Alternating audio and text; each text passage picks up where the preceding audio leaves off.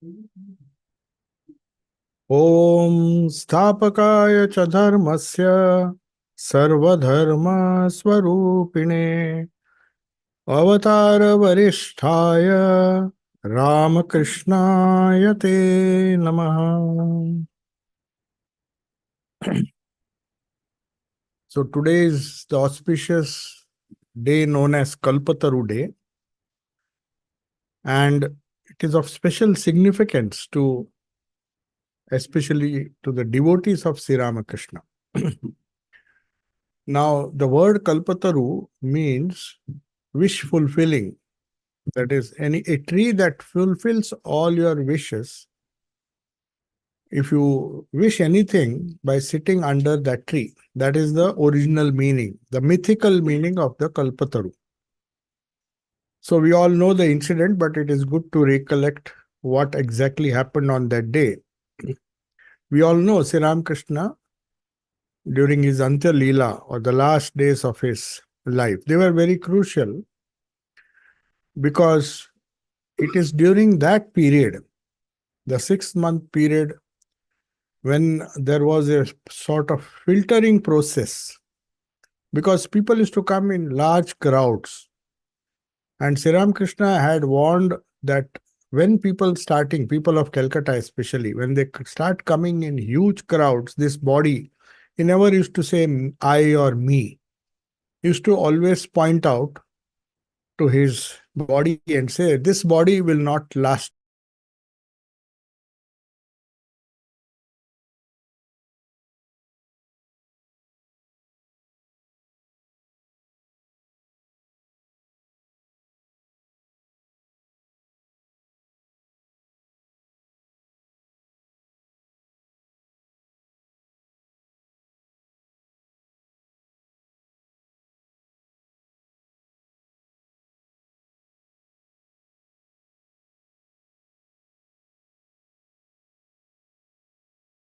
Months.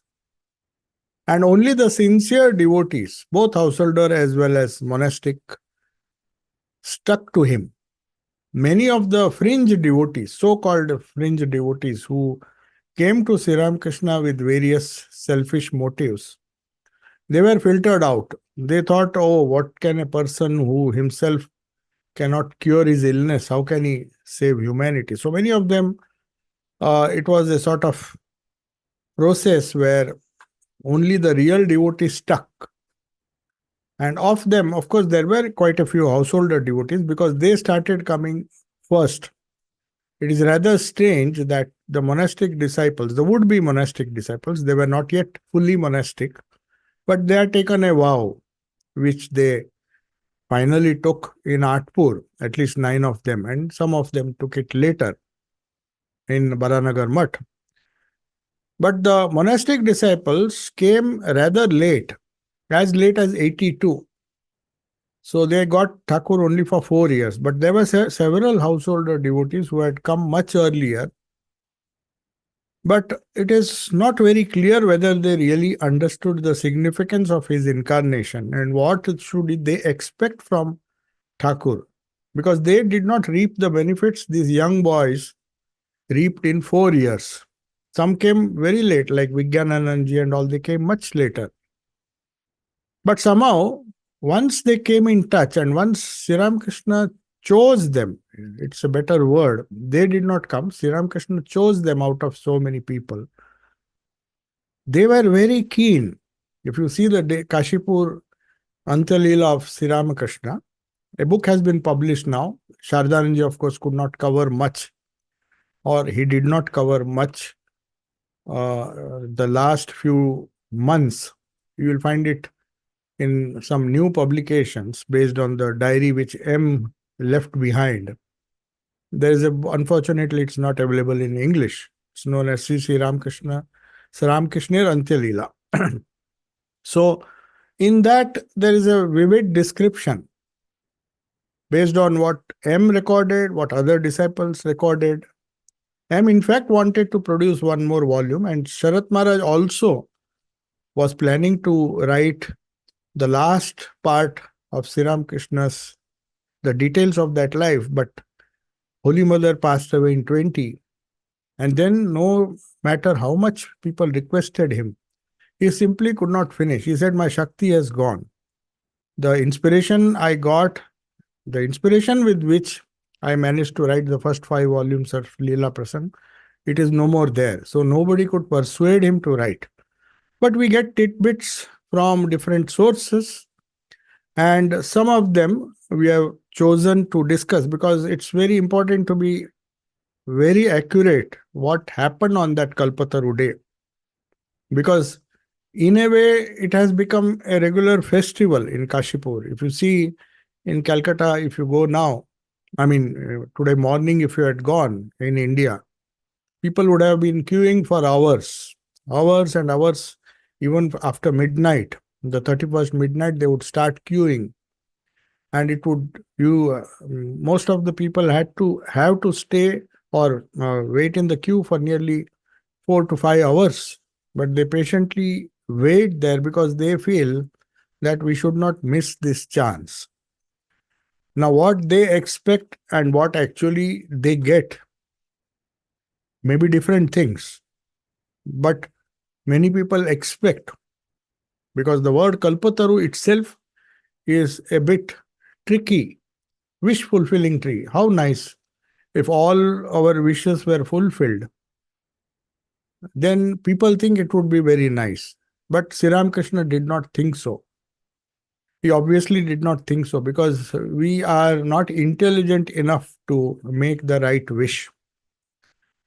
So we have to be particular, and these incidents, these very authentic incidents, which have been collected from different sources, I want to read them and also we'll try to understand what should we really understand when we call Sri Ramakrishna a Kalpataru. What kind of Kalpataru is he? Is he just a wish-fulfilling tree like the mythical Kalpataru? So we all know what happened. I'll just briefly go through the timeline of that day on 1st January. Actually, we did a puja today morning, a small puja. We were planning to do a very small puja, but then we decided to do it. It turned out that it was a big puja. Normally, we hold it. The talk is held at 3 o'clock because this was the time. But if we see the Indian time, it was 3 o'clock already at 9:30. Anyway, on 1st January 86 at Kashipur, when Sri Ramakrishna was undergoing treatment, that day he felt a little better. So he decided to stroll in the garden. Suddenly he told some of the sevaks, most of the monastic sevaks did not come because they were keen to clean his room, because it was so difficult to clean his room when he was there. And most of the time he was in the room. So they thought it's a good opportunity. It was bright and sunny. So they thought, let us take the bedding and put it in the sun to just dry. And many things, they were busy with that. So they were not there. But there were 30 devotees, according to the record, what actually happened on that day. So 30 devotees who had come somewhere in the garden, and some had gone there, waiting there, and suddenly when they heard that Thakur is coming down, for he wanted to have a stroll in the garden, he wanted to walk, he was feeling better.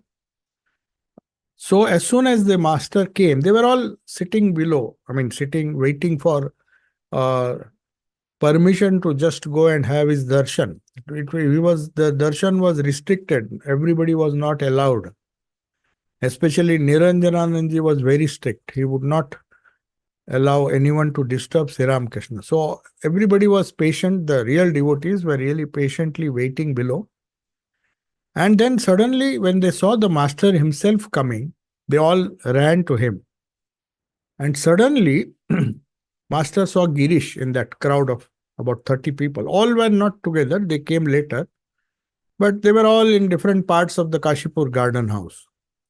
So Sri Ramakrishna, maybe that was his plan that day, to reveal his own self, the self-revelation day. That is why Swami Sarvasthananda says two things. He doesn't call it a Kalpataru day. He says it is the day when Sri Ramakrishna revealed himself. self-revelation and freedom from fear. So he removed all fear from the minds of those who got his grace on that day. So Abhay Vardhan, as Swami Sardanji says. So he says, I would not say it is a Kalpataru day because it doesn't mean anything. If wish fulfilling is the only purpose of going to an incarnation, then it's a very dangerous situation.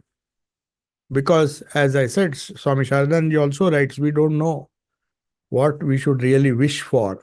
What we think is good for us may be ultimately bad for us. So, wish fulfilling tree, though we call it, popularly it is known as a Kalpataru day, you will find Sri Ramakrishna deliberately poking or maybe trying to get an answer from him, because Girish had 100% faith. Some say it was 125% faith in Thakur's avatarhood.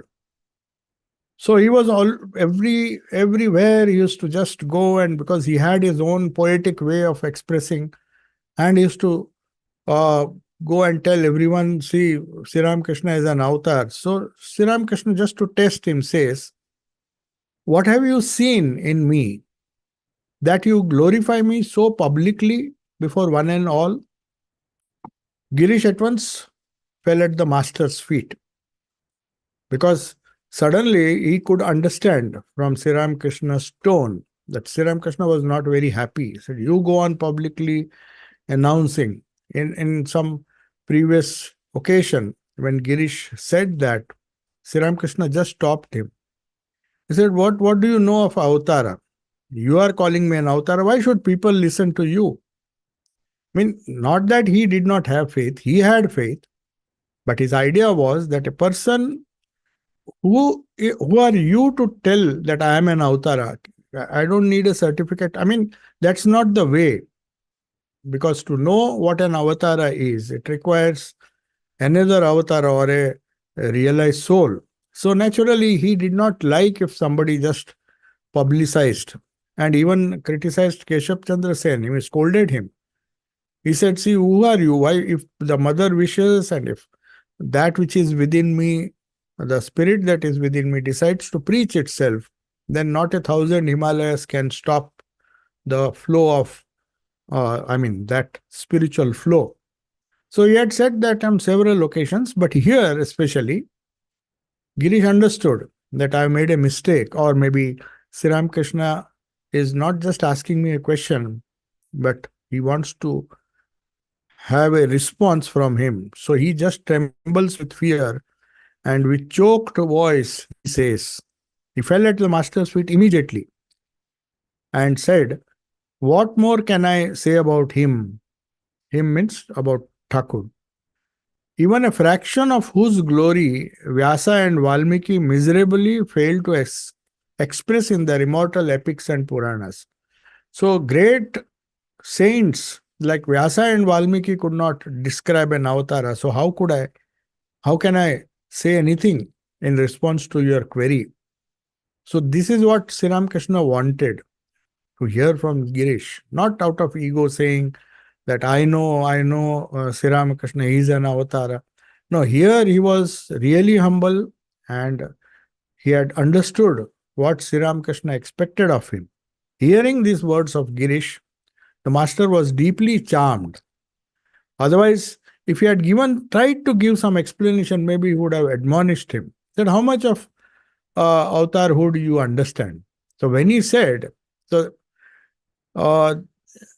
they say, a learned ignorance is the beginning of philosophy. When you curb the ego and are willing to learn from wherever you get knowledge, then you really become a philosopher. Learned ignorance, not ignorance out of foolishness, but knowing fully well that our intellect is not does not have the capacity to understand these spiritual personalities, especially avatars. It's so difficult to comprehend. So this learned ignorance, it's not that he was ignorant, but at least he accepted because after having tried his best to understand, he could not fathom the depth of Sri Ramakrishna's spirituality. So, saying this, Sri Ramakrishna not only felt happy or charmed, see, now my disciple has really got rid of his ego and he really has understood. That's why the Upanishad says, in a very uh, strange way, he said, he who knows that he knows doesn't know, and he who knows that he doesn't know really knows. I mean, that is what exactly Sri Ramakrishna expected from Girish. That's why when he said, Vyasa and Valmiki could not express your glory properly, but I know you are a great incarnation, but I cannot express it. So now Thakur was happy. Seeing the divinely illumined face of the master, Girish was thrilled. For the first time, he saw Girish giving such a wonderful answer. So he cried out in great glory, seeing his bright, luminous face. Maybe he felt palpably felt some spiritual current.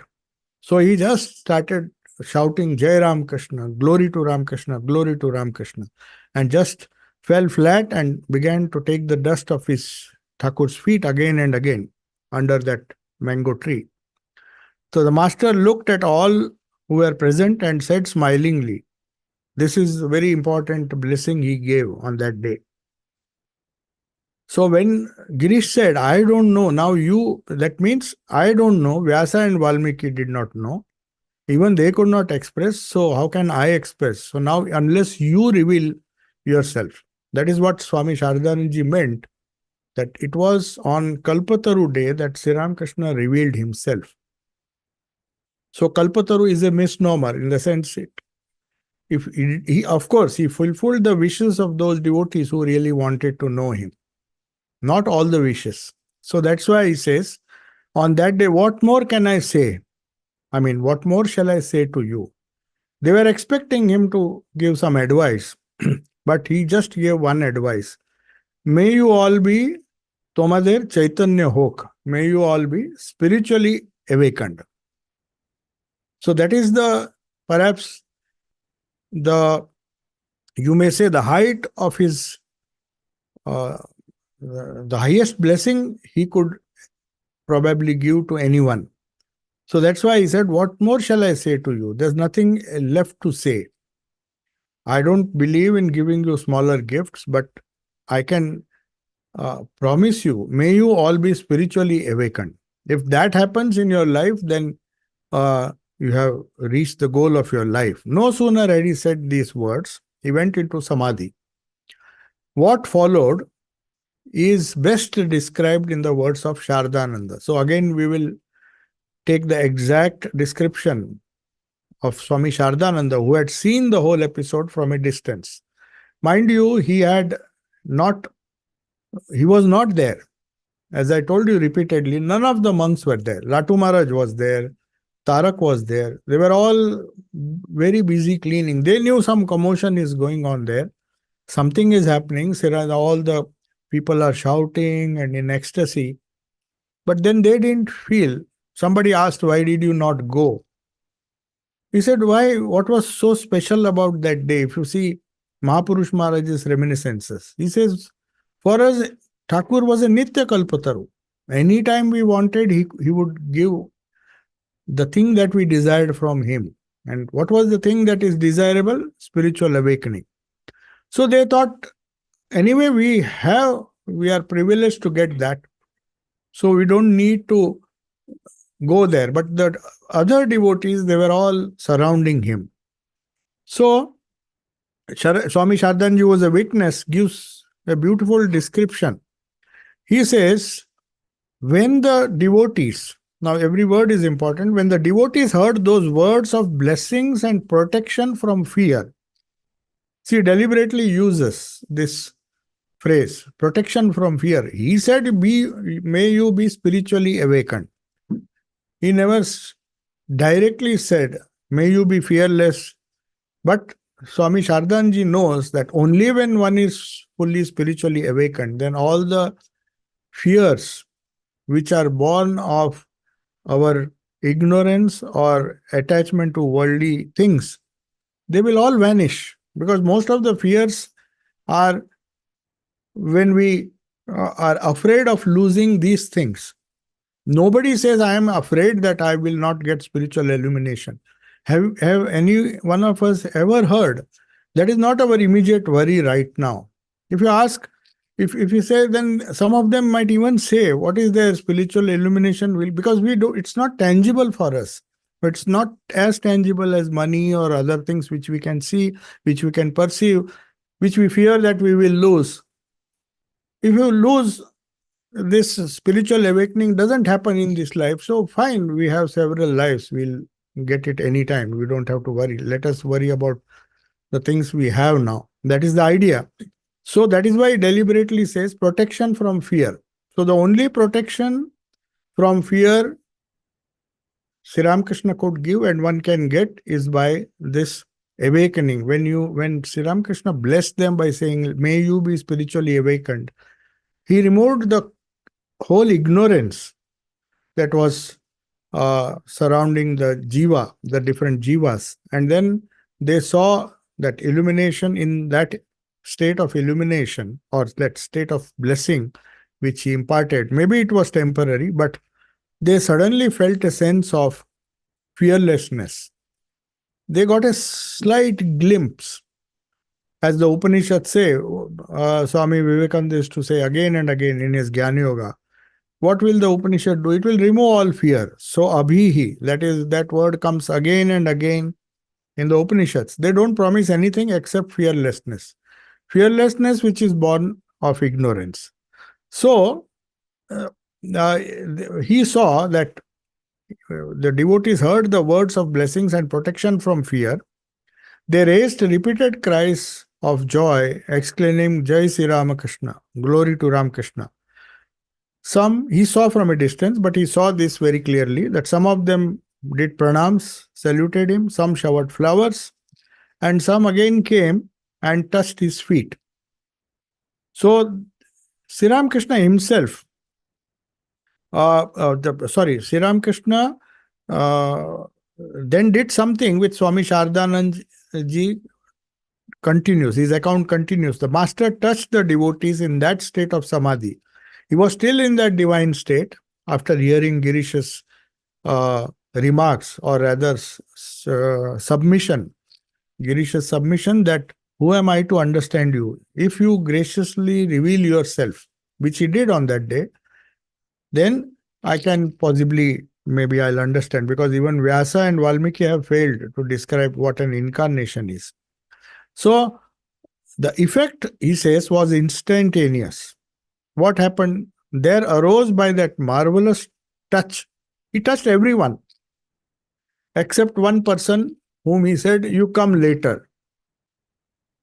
That is, I think, Akshay Kumar Sen. So he was very sad. He was very upset that why did Thakur not touch me? But then he got the blessing after Sri Ramakrishna passed away. Sri Ramakrishna practically came. When he was weeping, that why did you not touch me that day?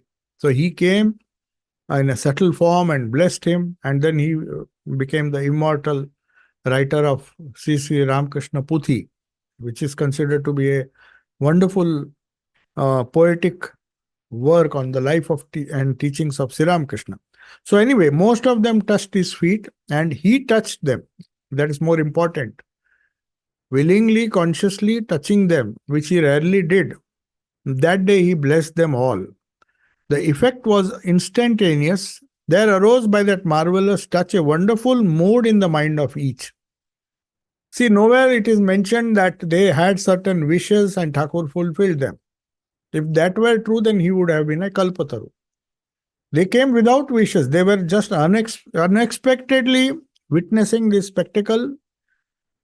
And suddenly Girish started shouting and saying Jai Ram Krishna. They came, they touched, and he touched them, and many things happened which perhaps they had not planned. It was spontaneous. And some began to laugh because they were not prepared. The spiritual feeling was so intense. that they just lost their senses. Some of them started laughing loudly, some started weeping loudly, some started to immediately meditate then and there, and some again to call aloud all others. Some who were uh, very conscious, were unselfish. They wanted the other devotees also to take benefit. So they sacrificed and they went and called, please come, please come. They just wanted to, as Thakur used to say, some people like to eat mangoes, but some like to share it. So some want to eat it themselves, but some like to share it. So they wanted all the people who were in the campus or in that garden house to be sharers in the bliss that was overflowing. So on later inquiry, that means Shardanji saw it from a distance and then he inquired what happened, because he was just a witness from a distance. But he inquired, and then on later inquiry, it was known that the devotees blessed by the master on that day had wonderful spiritual experiences and visions. Some felt bliss, some felt a sort of intoxication, some experienced a creeping, blissful sensation of Kundalini rising. So, without any effort, it is only incarnation uh, who can make the Kundalini rise without any effort or sadhana on the part of the devotees. Some definitely saw that there was a sensation of the rising of Kundalini, and some of them actually saw the vision of their own Ishta or chosen deities. But some saw divine light. So all 30 people, who were there, they had different experiences. Not one had the same experience. In that sense, he was a Kalpataru. Maybe somebody wanted to see the form of their Ishta, and that was the desire was so predominant in their mind that he fulfilled that wish. Some got Ishta Darshan, some saw divine light, some perhaps were doing Raj Yoga, they saw their Kundalini rising spontaneously. So all these things happened. It's not that Sri Ramakrishna did not bless them, but he gave them what they really would be really beneficial to them.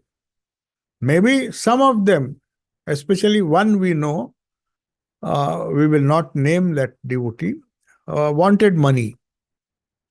And they say later on he got it also. But whether it made him happy or not, I do not know. But definitely all did not ask for spiritual awakening. In fact, none of them asked anything. They were just given. The spiritual awakening was literally forced on them. Whether they saw the chosen deities, whether they saw the divine light, or whether they experienced the rising of Kundalini creeping sensation, blissful sensation. So the Master had granted them unstinted grace. Master granted unstinted grace on one and all. And some felt, you see, Swami Sarvasthananda still clarifies by saying some felt that he had revealed himself as the Kalpataru on that day. And they were the people who later on, after Sri Ramakrishna's Mahasamadhi, decided to make an celebration. And then, of course, it spread. Because that is one thing which everyone understands. And coincidentally, it happens to be a New Year day. So even when the British was there, I believe the New Year was celebrated and it was a holiday in those days. So maybe because of that, it became this Utsav became popular. Now, that is how it came to be known as a Kalpataru Day. The Kashipur residents now, which now later on, much later, after Sri Ramakrishna passed away, Holy Mother lived for about 6 months. And later on, they had to vacate the house, and it was much later that they managed to buy that house.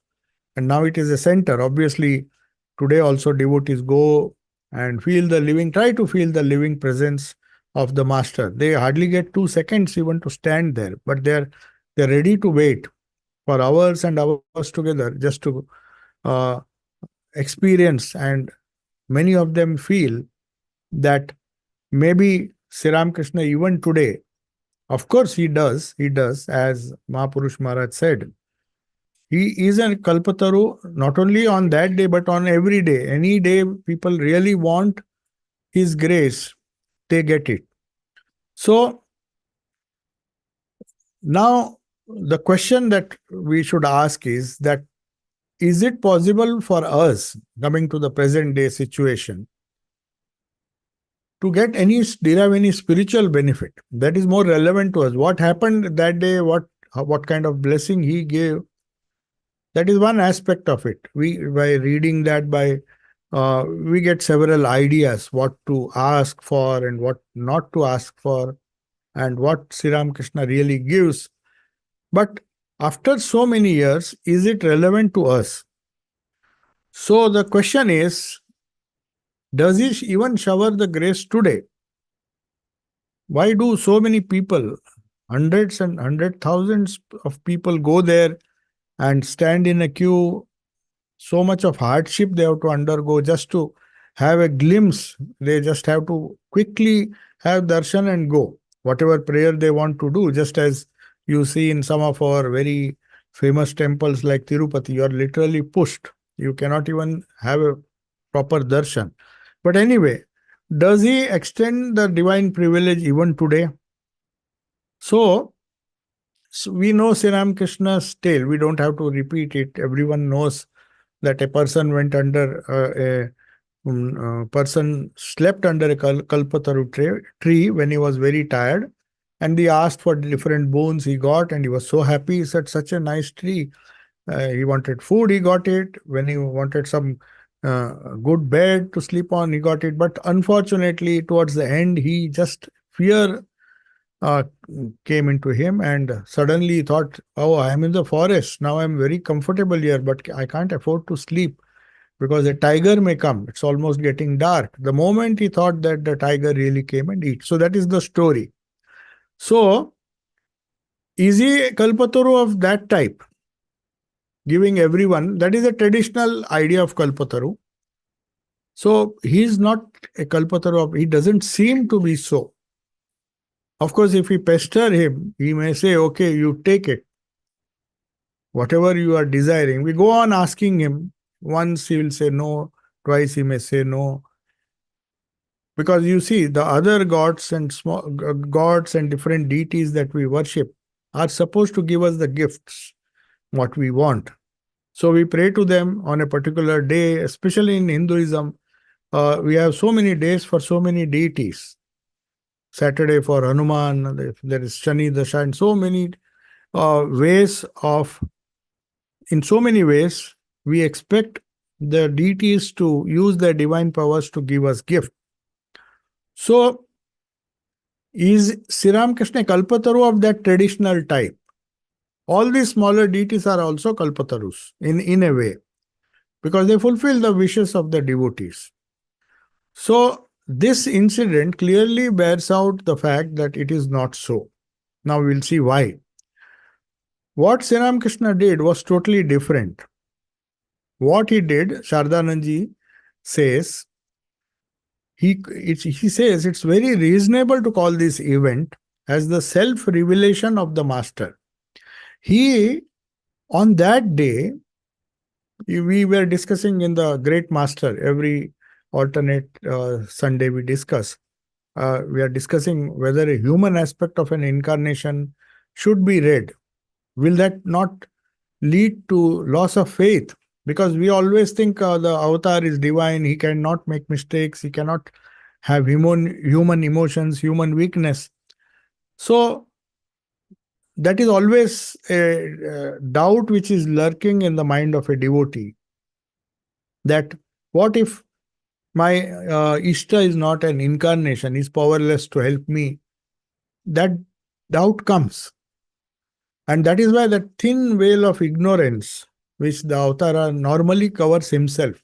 We know in life of Krishna, uh, he, when he was very young, when he was just a child, many times he used to play naughty pranks, and Yashoda never wanted to see the glorious side of him, Avatar. That is real devotion. So Yashoda may be considered as a real devotee, because she was not bothered about his glory. And Sri Krishna now and then used to show his glory. Once he opened his mouth, she could see the vision of so many cosmic planets, and so the whole creation she could see in the mouth. That was a wonderful vision. It would have made many other devotees happy. But he immediately withdrew it because she was uncomfortable. She was happy to serve him, feed him, and look upon him as a human being. But that is very rare.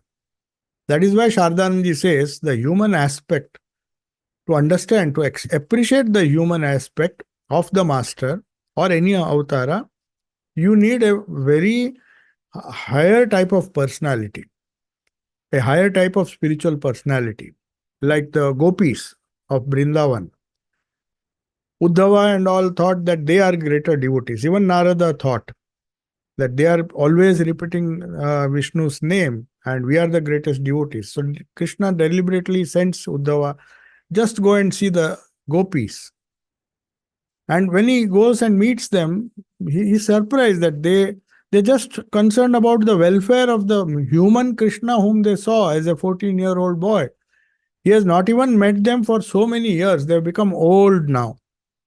And yet the first question they ask is, how is our Krishna? How is he doing? Is he eating properly? They are worried about his health, and worried about his food, what he is eating, and how is he living, whether he's sick, or they are not even bothered to. So that human aspect of the avatara, Swami Sardanji says, is very difficult to understand. Because if we see the human side of a spiritual personality, then we miss. And that is perhaps the reason why many of the devotees, so-called devotees, deserted Thakur, said, oh, he has cancer. He's suffering like an ordinary human being. So what shall I get here? I hope that if I come here, maybe some of my problems will be solved. But he doesn't seem to even solve his own problem. So that way the devotees were filtered out and they all left.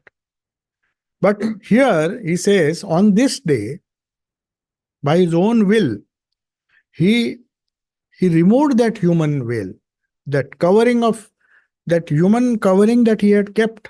He deliberately removed it so that they could get a glimpse of who Sri Ramakrishna really was. And that is possible only for an incarnation. And he, in that action of his, he filled the devotees with lot of grace.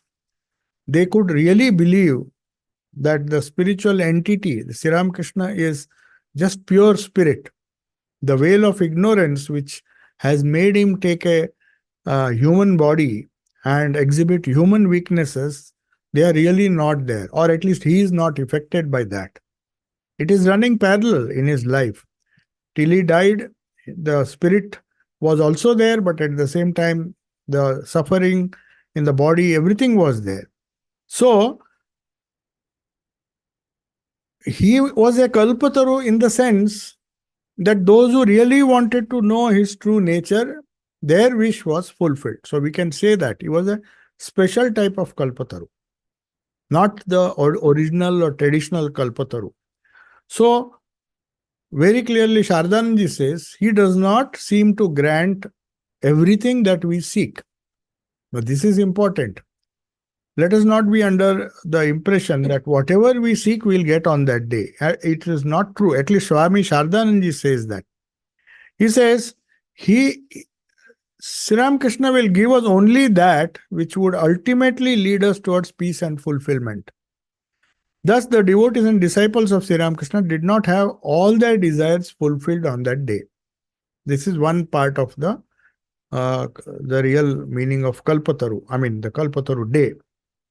So, in fact, he says, it was the extermination of those silly desires that he did on that day.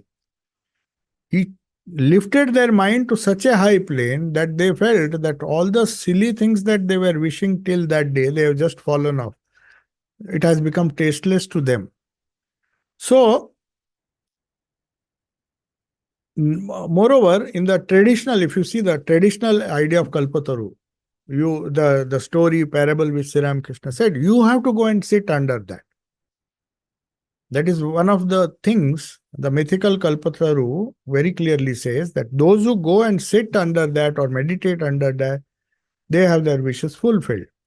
But did that happen? Sri Ramakrishna is not that type of Kalpataru. If the devotee is sincere, he goes to them.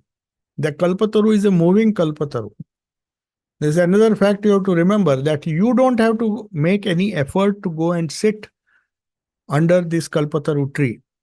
So whether you want it or not, if Sri Ramakrishna wants to shower his grace, he will come to you. That is the difference between the ordinary Kalpataru and Sri Ramakrishna as the Kalpataru. So as he said once, if you take one step towards God, God takes 10 steps. Maybe you have to take that one step, but if you are tired or if you don't have the capacity to take 10 steps, Sri Ramakrishna will do to it. A Kalpataru will not do it. The mythical Kalpataru is the tree is steady. You have to search for that tree, and it's a rare tree. It's not that the tree in the whole forest, there was only one such tree. And this gentleman goes and asks all sorts of things, and then the tiger comes and eats him. But that tree, he had to search. Whereas this is Sri Ramakrishna, the Kalpataru, is a moving Kalpataru. In that sense also is different. And then we see another incident which shows there was a devotee known as Vaikuntanath Sanyal. Sri Ramakrishna loved him so much. He has composed so many songs and he was a wonderful singer. So he approached and begged the master for his grace. He also came. The master said that he had already given him what he had wanted. You see, not that he gave everything what they asked, because what he wanted, Sri Ramakrishna had already given him and said, but he still insisted. He said, but please make me understand that I have received what you wanted, what I wanted. I'm not convinced of that, or maybe I'm not perceiving it now. And he again pleaded. He said, even if you have given it, please give it to me again. So then again, the master was so graceful that gracious that day. He just touched the master, touched the Vaikuntanath. Sri Ramakrishna touched him because he was insisting. He said, whatever you want, I have given you. Just be happy. I have already given you. Don't have to take. But he wanted more, maybe more than what he could digest. So then Sri Ramakrishna said, okay, just as Hriday had asked once. Hriday was always seeing. He was a very obviously more concerned in making money and other things. And he was interested in the rich devotees and all those things. But Sri Ramakrishna, seeing one day suddenly an idea came to his mind that everybody who comes here has spiritual ecstasy and experiences. I am just bothered about worldly things. Now let me ask him for that also. Maybe by getting that, people also will come to me. No, because nobody went to Hriday. They all came to Thakur. So he asked him. He said, no. You just serve me. You'll get whatever you want. At the end of your life, you'll get it. You just do what you are doing. You are doing wonderful work. He said, no. I want experience.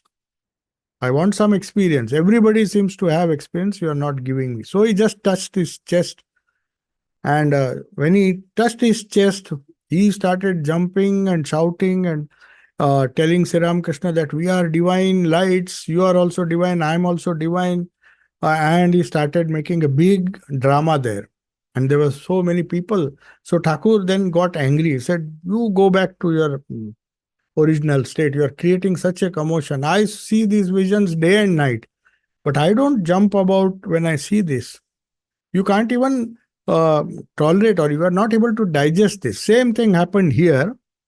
So when he forced him to touch again, he said, I've given you, but then he said, no, you still have to bless me. Then that experience became so intense that he could not go to office, do his work.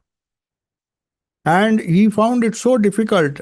He suddenly started doubting. Maybe I have asked too much.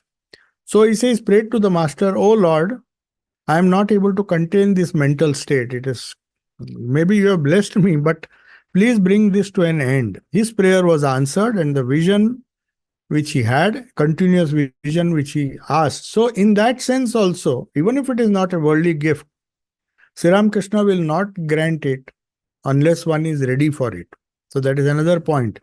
So, the Kalpataru, of course, gives if the desire is very noble, as in the case of Vaikuntanath Sanyal. It was very noble. He didn't ask for any worldly thing. He just wanted a higher experience. And Sri Ramakrishna said, I have given you. You will get it. As you progress in life, you will get it. But he wanted more, seeing other devotees, comparing. That's what happens when we just want what others have. What is good for us, Sri Ramakrishna gives, but we don't understand that. So, anyway, this very clearly shows, Sardhananji says, that the receptacle also should be strong enough to experience or hold that grace for long. So then, similarly, Sri Krishna's, Bhagavad Gita, we are discussing the Vishwarupa Darshana, where Sri Krishna gives the glimpse, but then Arjuna towards the end says, please withdraw this form, just go back to your gentle form. I don't want to see. So now, is there any connection between the particular day that we call a New Year? New Year is not something new and unique to the, maybe 1st January is a unique day because it's celebrated as a New Year almost in most of the countries, but every culture has a New Year. So in that sense, is Sri Ramakrishna's Kalpataru day, is there any connection between why he chose this particular day? We can just guess. We can't say that that is the only reason. It may be just a simple coincidence. So if you see what the nature of a New Year is, we just want to, everybody, at least on the first day or the last day of the previous year, he wishes that the new year will, that's why they say New Year resolutions. So everybody makes a resolution that I'll do this, I'll do that. From next year, okay, whatever has happened as the bygones, let it go. This year has gone, and let all the misery, let all the problems, let everything go away with the old year. So it's like a transition. So Sri Ramakrishna also on that day, it may be a coincidence that it was January 1st. So they also say that the old man is burnt and the new man is ring out the old, ring in the new. That's what they all say, ring out the old and ring in the new. So this newness or this new attitude which the devotees, maybe they were only 30, but on that day, but it's an eternal inspiration. It's not that Sri Ramakrishna is not a Kalpataru today. Not only on January 1st, but on every day he can be a Kalpataru. Everybody who makes a fresh resolution, for him every day is a new day. He looks upon every day with hope that I will be better than what I was yesterday. So that is what Sri Ramakrishna convinced the disciples on that day. And no doubt he told them that, what else can I tell you? Be you spiritually awakened. That spiritual awakening is assured if you just follow Sri Ramakrishna's teachings, his life and teachings. It may come sooner or later. As Sri Ramakrishna says, the mother has cooked the food. Some children may eat early, she may feed somebody early, she may feed somebody late, but everyone will get food. No one will go hungry. Sri Ramakrishna used to tell all these wonderful things in his conversations, if you read the gospel. And he has himself given a hint. When you see Vaikuntanath's, he had told him, why are you so restless? I have given you what you wanted. Obviously, it was a noble desire. That's why Sri Ramakrishna gave him what he wanted. But if you insist that I want it now, that is not possible. So that shows that one has to have a lot of patience when we deal with spiritual life. Two things they say one should not do. One is, don't judge others and don't judge even yourself. Of course, when Jesus said in the Sermon on the Mount, he said, "Judge not that ye be not judged." Now, he didn't say, "Judge not other people alone." You don't have a right to even judge yourself. Oh, have I made spiritual progress, or am I inferior, am I superior? It's irrelevant, and it's not a sign of spirituality. That is what he shows through this example of Vaikuntanath, that I know better. The Lord knows better. Our Ishta knows better at what stage of our life this even spiritual things should be given to us. Forget the material things. Material things he may not give. He will not give because that will just harm your spiritual life. But even the spiritual things, he may withhold it simply because of the fact that our receptacle, we are not ready to receive it. There are numerous instances, we will not discuss that. So, that freedom from fearlessness, self-revelation, that self-revelation which he did was different for different people. To some people, he revealed in a one way. To someone, he revealed himself just like the chameleon, where he gave that example. Somebody said it is blue, somebody said it is yellow, somebody said it is green, because the chameleon changes its color. But then the person who lives under the tree, that is the incarnation, he has seen all the colors. And he is capable of understanding in reality what is the true nature of a chameleon, because it changes the color according to surroundings.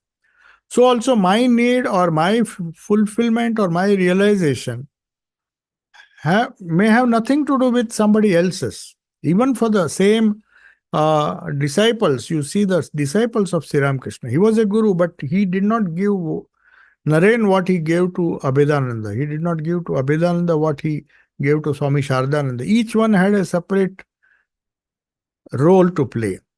Of course, Swamiji understood it, and some of them understood it. Otherwise, there would have been comparison. They would compare and they would judge that this is not what I wanted, because he knows what you really want. He knows much better than what we do ourselves. Because of our egos, we try to either underjudge ourselves or make a higher estimation of ourselves. In both are dangerous. People think that to overestimate or to be overconfident that we have received the grace of Thakur is bad. But even to underestimate or to be underconfident, saying that I have not received his grace, we do not know. So one should not judge. So on that day, he made it very clear, not only to the 30 disciples who were there, even if you ask the monastic disciples who later on became monastics, but they were preparing for a different kind of life. Their priorities were different. They were prepared to wait. They would rather serve Sri Ramakrishna by cleaning his bed rather than come and get a touch. They could have come. Latu Maharaj himself saw. He was on the terrace doing some menial work. He was happy with that because he knew if Sri Ramakrishna thinks it is good for us, then he would have called us. Same thing with Holy Mother. Holy Mother's life, you can see how beautifully she conducted herself. Once, all of you know that incident. There was a famous festival of Paniyati, where everybody, all the disciples, all the devotees, several boats, they used to go to Paniyati. It was great fun, and there would be kirtan, and especially if Thakur attends that, there would be so much of singing, dancing, and other things. There would be a divine spiritual atmosphere. Paniyati is a famous place. So when everybody was going, somebody told Holy Mother that, why don't you come? All are going. Everybody was going. So then she said, Sri Ramakrishna did not tell me anything. So then they all felt, okay, maybe he has forgotten. So then he goes, the devotees go and ask Sri Ramakrishna See, all of us are going, shall we not invite Holy Mother also? She's quietly staying, not moving anywhere, just living in that small Nahabat. So then Sri Ramakrishna made a remark. He said, yes, if she wants, let her come. So this message was taken back. So we asked, and Sri Ramakrishna said, if she wants, then he said, then I will not come. Has he said, I should come? If he wanted me to come, he would have said that. Since he's leaving the choice to me, he is not very keen that I should come. So that was the kind of understanding, that was the kind of patience she had. So on Holy Mother's birthday, somebody asked this question, what are the qualities of Holy Mother a modern woman can imbibe? Or because Sister Nivedita said that she is not the last, only the last of the old order of saintly women, not that such women will not appear, or maybe she is the last of the old order of women. Now women cannot imitate Ma Sharda, or is she the first of the new order of women? So when we were discussing this, we mentioned this, that when you say she is first of a new order of women, so new order means it will continue. The present day woman, the woman of 50 years later, when society will change drastically, women will be doing many things she never did 50 years ago. And that has happened since Holy Mother passed away, entered into Mahasabha in 20. So much of empowerment of women in other fields, in the in the political, social, economic field has taken place. So are the same ideals applicable? How can Holy Mother be an ideal for the modern day woman? Because situation has changed, society has changed. How can you still make us look like that old fashioned lady living in Jairambati, cooking meals and doing all those things? So how can she be the first of a new order of women? So there are certain qualities which are eternal, which in this context, Sri Ramakrishna's training, when I said that he gave to everyone what they wanted, or not what they wanted, but what he felt was their uniqueness. If he felt that this is the role which Holy Mother has to play, then he gave her exactly that teaching. If he wanted to, if he had decided that Naren would do this, then he gave him a different teaching. So everyone was given something different, and he maintained that uniqueness. The diversity was preserved, but at the same time, they were all unified in one love. So Sri Ramakrishna attained that. And coming to this Holy Mother's qualities, if you see how he gradually trained her, she was also one of the disciples, one of the earliest disciples, you can say, who always learned. But she she exhibited certain qualities. When we consider the human side of Holy Mother, just as we have to discuss the human side of Sri Ramakrishna, she also exhibited certain qualities like independent thought. She could have just said, okay, he has given me, I will just go. She used her own thinking. If he wanted me to come, he would have said. So much of thinking, so much of wisdom, so much of patience, and so much of equanimity you could see. She never had visions, neither did she crave, neither had, I mean, so she did have once or twice Yogananda saw him in a state of ecstasy, but very hardly you could see her mother hankering for spiritual experiences. Though she would see every day through that mat, because they were not allowed to come out in the public. So through the crack of the mat, there was a small hole, and Thakur used to make fun. The hole is getting bigger.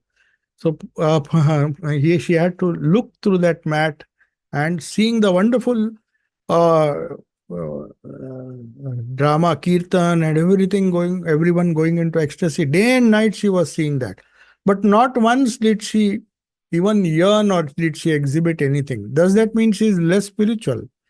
She did not want what Sri Ramakrishna had decided that she should have, because she was satisfied. That is why she said, there was hardly any suffering in my life, though externally there was only suffering.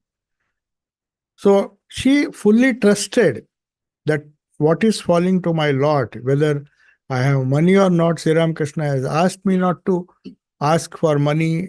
So she lived in poverty, apparently from the worldly point of view. It was a life full of hardship and suffering.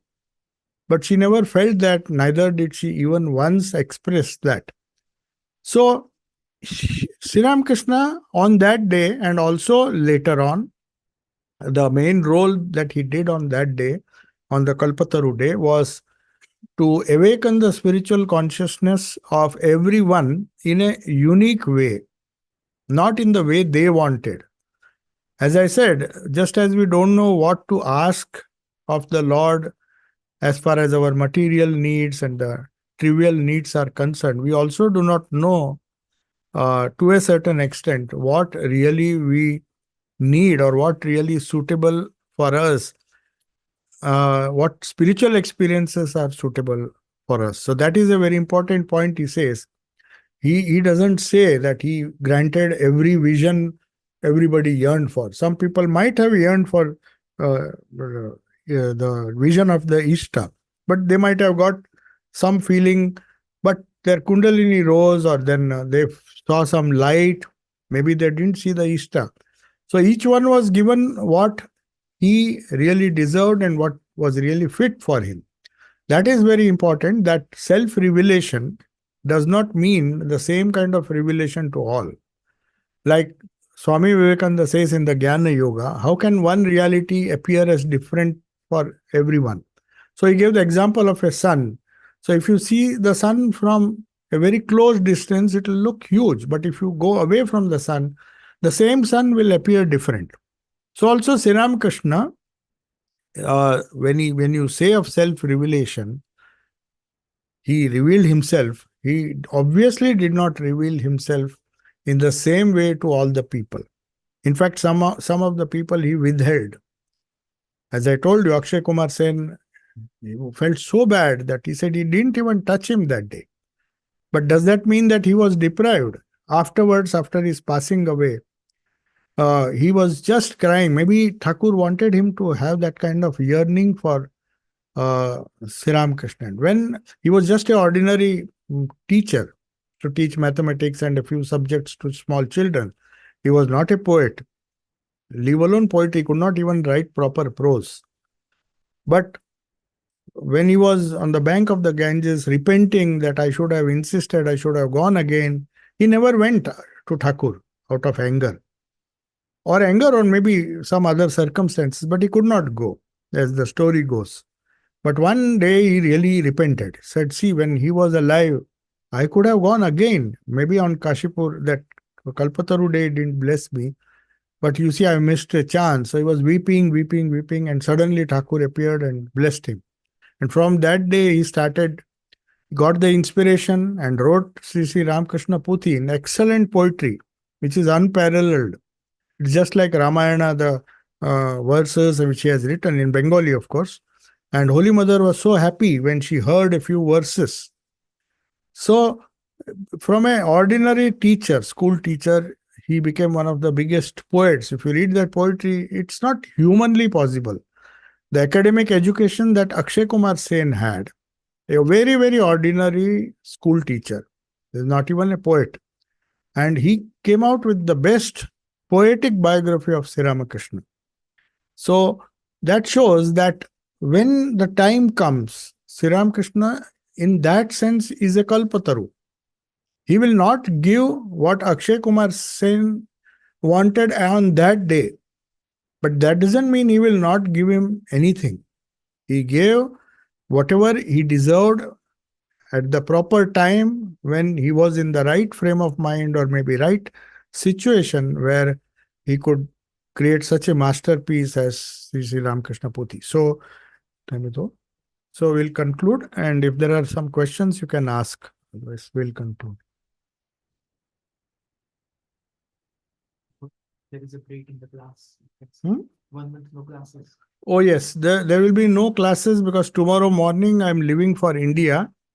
So there will be no online classes till 1st of February I'm returning, and we have our birthday, Swamiji's birthday on 4th of February.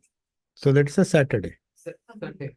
So on Sunday, 4th February, we will be having. So after that, the regular classes will begin.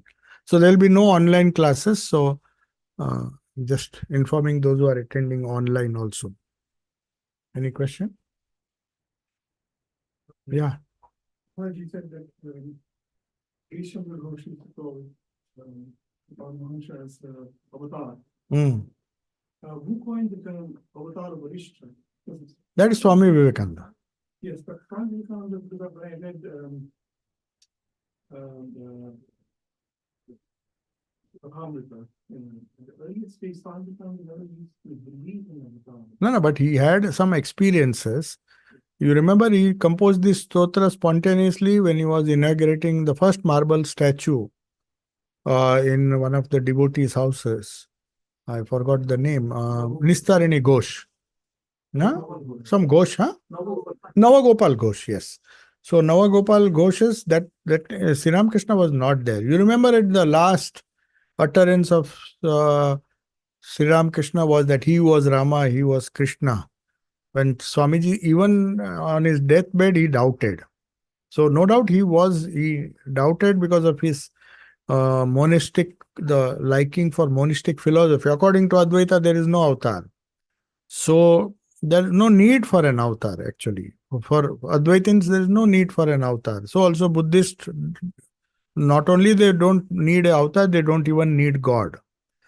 There it's atheistic. I mean, Buddhism doesn't believe in the existence of a God. They believe in uh, enlightening themselves through good work, through karma. They believe in the law of karma and rebirth, but they don't believe in the existence of a forget avatara. They don't even believe in anything, any concept of God. So that is that apart. So Swami Vivekananda believed in many things in his younger days. But once he really perceived the wonderful grace of Sri Ramakrishna, and that is why he said, if he wants, he can create 1,000 Vivekanandas, but this time he has chosen me, that is his grace. So here there were many statements. He kept changing his opinion, and once he was convinced, then he wrote that, uh, composed that verse, Stapakaya cha dharmasya sarva dharma swarupine avatara varisthaya. Ramakrishna. So there were others before him who also mentioned this, but because it came from Vivekananda, it is more authentic in what esteem he held Sri Ramakrishna.